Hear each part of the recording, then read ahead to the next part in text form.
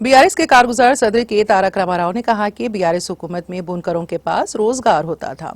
उन्होंने अपने दुख का इजहार करते हुए कहा कि अब लीडरों की खुदकुशी करने की सूरत हाल आ गई है।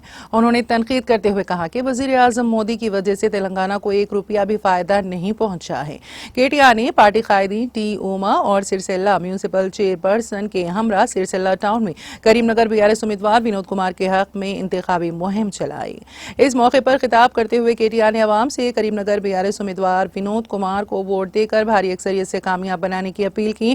केटीआर ने कहा कि बीजेपी को ये बताना चाहिए कि उसने सिरसिल्ला में क्या तरक्याती काम अंजाम दिए हैं।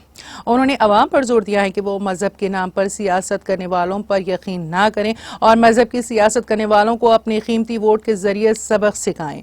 उन्होंने तनकीद करते हुए कहा कि पहले पुल के नतीजे नीचे पानी रहता था, लेकिन कांग्रेस इख्तिदार में आई तो पानी नहीं रहा। उन्होंने याद दिलाया कि कालेश्वरम और मिड मानेरू प्रोजेक्ट के केसीआर ने तामीर करवाया था। क़ाबिल-ए-ज़िक्र केटीआर ने सिरसिल्ला टाउन के रैतू बाजार में भी इंतखाबी मुहिम चलाई। इस दौरान केटीआर ने किसानों और ताजिरों से बातचीत की।